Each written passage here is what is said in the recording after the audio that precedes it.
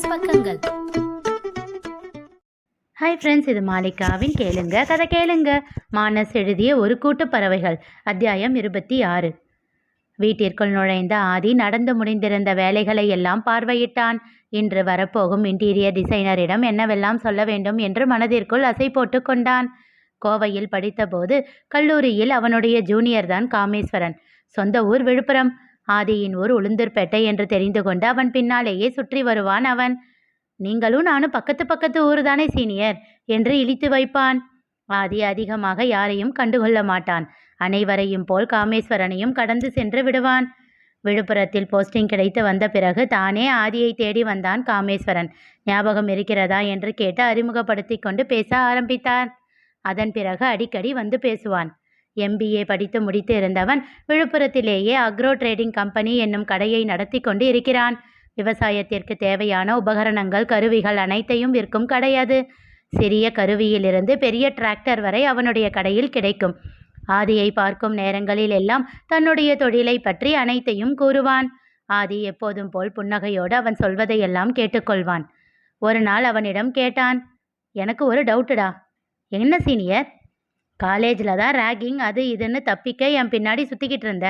இங்கே எதுக்கு? ஒரு வேளை என்னோட பொசிஷனை யூஸ் பண்ணி ஏதாச்சும் ஆதாயம் தேடலாம்னு பார்க்குறியோ என்றவனை முடியும் மட்டும் முறைத்தான் காமேஸ்வரன். என்னடா முறைக்கிற? போங்க சீனியர், காமெடி பண்ணிக்கிட்டு. உங்களை வச்சுக்கிட்டு ஒரு ஊறுகாய் கூட போட முடியாதுன்னு எனக்கு தெரியாதா என்றவனின் முதுகில் 4 அடிகள் வைத்தான் ஆதி. என்ன திமிருடா உனக்கு? பின்ன என்ன சீனியர், நீங்கள் கேட்குறத பார்த்தா உங்களை வச்சு எனக்கு ஆக வேண்டிய காரியங்களை சாதிச்சுக்கிற போகிற மாதிரி கேட்குறீங்க. நீங்கள் அப்படியெல்லாம் உங்கள் இன்ஃப்ளூயன்ஸை யூஸ் பண்ணுற ஆளா என்ன? உங்களை பற்றி எனக்கு தெரியாது?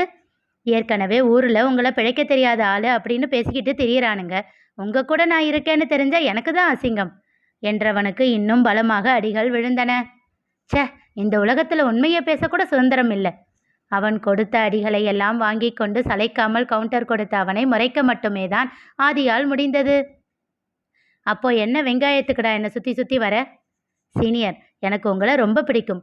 உங்களோட டிசிப்ளின், ஒழுக்கம், நீங்கள் எல்லார்கிட்டையும் பழகிற விதம், இதுக்கெல்லாம் நான் ஃபேன். உங்கள் கூட இருந்தால் உங்ககிட்ட இருந்து கொஞ்சமாச்சும் நல்ல விஷயங்களை கற்றுக்கலாம் இல்லை? நானும் ஏதோ கொஞ்சம் நல்ல பையனாக இருக்கலாம் இல்லை? அதனால தான். அவன் கூறியதை கேட்டு சிரித்து விட்டான் ஆதி. இல்லை, உங்களுக்கு பிடிக்கலன்னா சொல்லுங்க, இனிமேல் இந்த பக்கம் கூட வரல. ஏதோ சிறு குழந்தையை போல் முகத்தை திருப்பிக் கொண்டு கூறி அவனை இழுத்து தோளோடு அணைத்து உறக்க சிரித்தான் ஆதி. டேய், ரொம்ப நடிக்காதடா.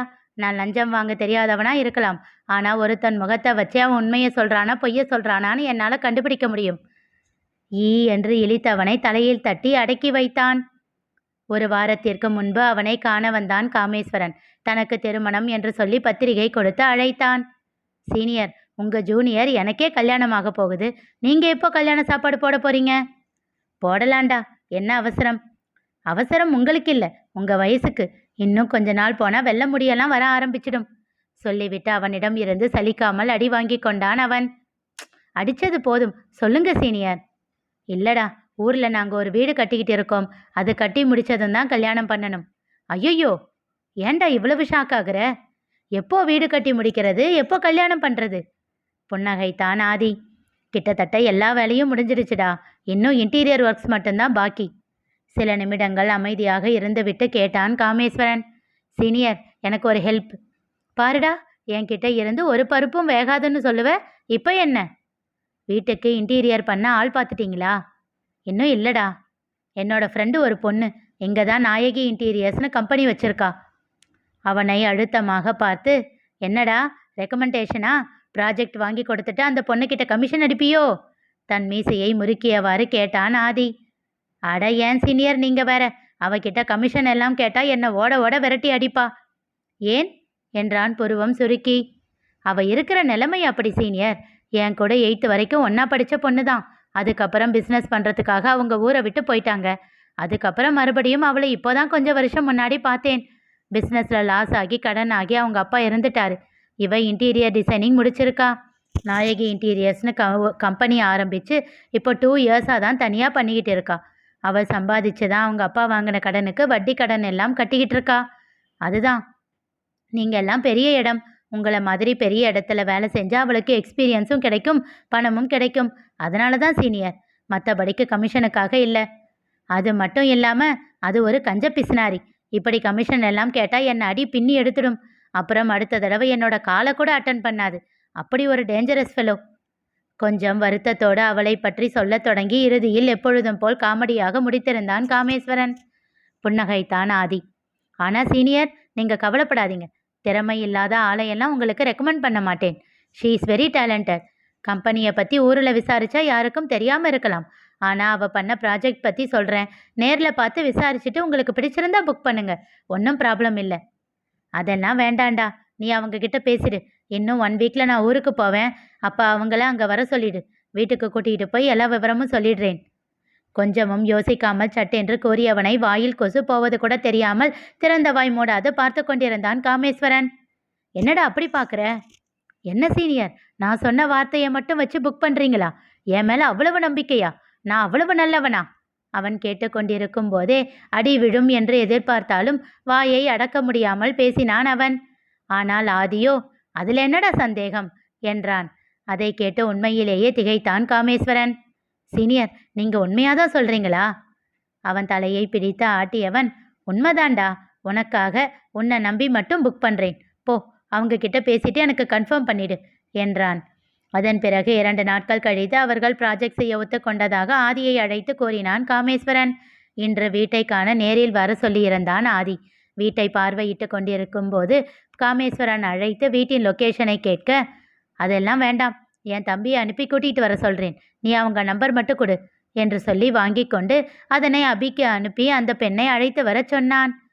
பால்கனியில் நின்று வேடிக்கை பார்த்து கொண்டிருந்தவன் அஸ்விதாவை அழைத்தான். அவள் ஏதோ இன்டீரியர் பற்றி சொல்ல வேண்டும் என்று அவனிடம் கூறியிருந்தாள். இன்று டிசைனர் வரப்போவதாக சொல்லி அவர்களிடம் அவளையே பேச வைக்கலாம் என்று எண்ணி அதை பற்றி அவளிடம் சொல்லிவிடலாம் என்று அவளை அழைத்தான். ஆனால் அழைப்பை ஏற்றது நிதிஷ். என்ன மாப்பிள்ள, அவ ஃபோனை நீ எடுக்கிற? கீழே வேலையா போயிருக்காளா? என்னது வேலையா? இன்னும் அம்மனி தூக்கத்திலிருந்தே எழுந்திருக்கலடா. டேய், திகைத்தான் ஆதி. என்னடா சொல்கிற? 8:30 மணி ஆக போகுதுடா. அவனோ சோகமான குரலில் கூறினான். ராத்திரியெல்லாம் தூங்கவே இல்லடா, என்னையும் தூங்கவே விடலடா. அடுத்த நொடி படீர் படீர் என்று சத்தம் கேட்டது.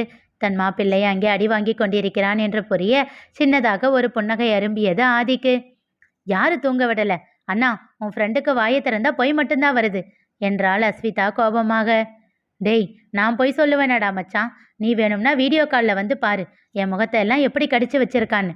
கேட்டா என்ன ரசகுல்லான்னு சொல்றாடா. ஒன்றும் அறியாத பச்சை குழந்தை போல் குற்றை பத்திரிகை அவன் வாசிக்க இன்னும் அவனுக்கு அடிகள் விழ தொடங்கின. அதை கேட்டு உறக்க சிரித்து விட்டான் ஆதி. டேய் மாப்பிள்ள, உனக்கு சனி எப்பவும் உன்னோட நாக்கில் தாண்டா உட்காந்துருக்காரு என்று சொல்லி மீண்டும் சிரித்தான்.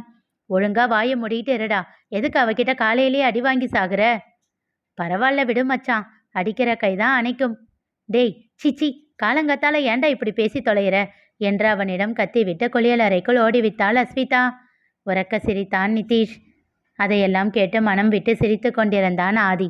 முன்தினம் இருவரும் சண்டை போட்டு கொண்டதில் மன வருத்தத்தில் இருந்திருப்பான் என்று உணர்ந்தே நிதிஷ் அவ்வாறு செய்தான். அவர்கள் அந்நியோன்யம் புரிந்து தன் நண்பன் வருத்தம் நீங்கி சந்தோஷப்பட வேண்டும் என்று நினைத்தான். அவன் நினைத்ததைப் போல் ஆதி சிரித்து கொண்டு இருக்க அமைதியாக அவன் சிரிப்பதை கேட்டுக்கொண்டிருந்தான் நிதிஷ். ஆனாலும் மாப்பிள்ள, இதெல்லாம் ரொம்ப மோசண்டா. எங்கள் வீட்டில் இருந்த வரைக்கும் 6 மணிக்கு மேலே அவள் தூங்குனதே இல்லை. அநியாயத்துக்கு அவளை நீங்கள் 3 பேரும் சேர்ந்து கெடுத்து வச்சிருக்கீங்க. டேய், எல்லாம் எனக்கு தெரியும். உன் வேலையை பாருடா. அவன் ஒன்றும் உன்னோட தங்கச்சி இல்லை, என்னோட ஒய்ஃப். அப்படிங்களா சார்? அடுத்த தடவை சண்டை வரும்போது உன் தங்கச்சி என்ன பண்ணா தெரியுமா அப்படின்னு என்கிட்ட வருவீங்கல்ல, அப்போ பார்த்துக்கிறேன். ஹலோ பில், இனி அப்படியெல்லாம் உன்கிட்ட என்னைக்கும் வந்து நிற்க மாட்டோம், சரியா? முதல்ல நீங்கள் ஒரு ரிங்டோன் வச்சுருந்தீங்களே, அதை மாற்றுங்க சார். வேணும்னா அத்தான், என் அத்தான் அப்படின்னு உன் தங்கச்சியை, சாரி என் பொண்டாட்டியை பாட வச்சு அனுப்புகிறேன், அதை வேணும்னா ரிங்டோனாக வச்சுக்கோங்க. ஏளனமாக சிரித்தான் ஆதி. இதெல்லாம் எத்தனை நாளைக்குன்னு நானும் பார்க்குறேன்டா என்று சொல்லி மீண்டும் சிரித்துவிட்டு அழைப்பை துண்டித்தான். தூரத்தில் இருந்து பார்த்த மிருணாளினிக்கு அவன் என்ன பேசினான் என்றெல்லாம் கேட்கவில்லை. ஆனால் அவன் முகத்தில் தெரிந்த மகிழ்ச்சியும் மலர்ச்சியும் நிம்மதியும் அவனுடைய சந்தோஷமான சிரிப்பும் நன்றாகவே தெரிந்தது. இவ்வளவு மகிழ்ச்சியாக ஒருவன் இருப்பானா என்ற ஆச்சரியத்தில் எண்ணிய நொடி அவன் மேல் பொறாமை வந்தது. பணம் இருப்பவனுக்கு சந்தோஷம் கிடைக்க என்ன குறைச்சல் இருக்கிறது என்று எண்ணிக்கொண்டே தன்னையும் மீறி வெறுப்போடு அவன் முகத்தை பார்த்து கொண்டு இருந்தாள். அழைப்பை துண்டித்த ஆதி மிருணாளினி வந்து நின்றதை கவனிக்காமல் திரும்பி பால்கனியின் கைப்பிடியை பிடித்து கொண்டு வெளியில் வெறித்து பார்க்க ஆரம்பித்தான். இப்போது அவன் முகம் கண்டு திகைத்தாள் மிருணாளினி. சற்று முன்பு இருந்த சந்தோஷம், மகிழ்ச்சி அனைத்தும் மறைந்து அவன் முகம் இப்பொழுது வேதனையோடு காட்சி அளித்தது. அவன் கண்களில் அவ்வளவு வலி தெரிந்தது. இவனுக்கும் வருத்தங்கள் இருக்குமா என்று எண்ணினாள். அப்படி வருத்தங்கள் இருக்கும் பொழுது எப்படி இவனால் இயல்பாக சந்தோஷமாக சிரிக்க முடிகிறது என்று யோசித்தாள். தனக்கும் அந்த வித்தையை அவன்தான் கற்றுத்தரப்போகிறான் என்பதை அறியாமல் தன்னை மறந்து அவன் முகத்தையே பார்த்து கொண்டு நின்றிருந்தாள் மிருணாளினி. இனி நிகழப்போவது என்ன தெரிந்து கொள்ள தொடர்ந்து கேளுங்க. கதை கேளுங்க. மீண்டும் சந்திப்போம்.